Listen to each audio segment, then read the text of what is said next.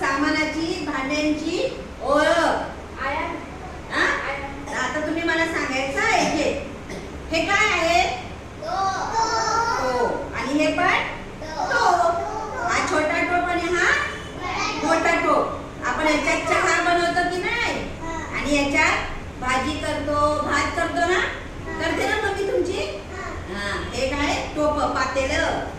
आणि हे काय बरं? प्लेट. Very good. काय हुशार आहे.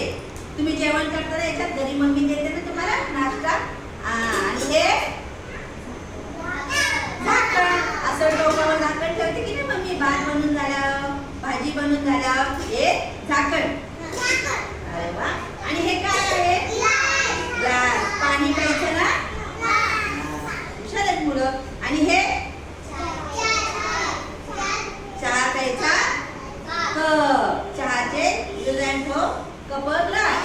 आणि हे प्लेट. काय करतात त्याच्यात? जेवण. अरे वा. म्हणजे मुलांना हुशार आहे आमची मुलं. समजतं मुलांना चमचा येते सगळ्या. चमचा काय आहे? काय करतो याने?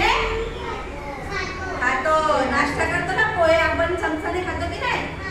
गरम गरम खिचडी भात असेल तर.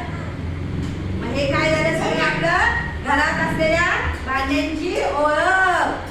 समजलं ना? आता घरी गेला मम्मीला सांगायचं तुम्ही हे काय मम्मी? टोप आहे. आम्हाला टीचरने शिकवलं. टोपावर झाकण ठेवायचं. जेवायची प्लेट.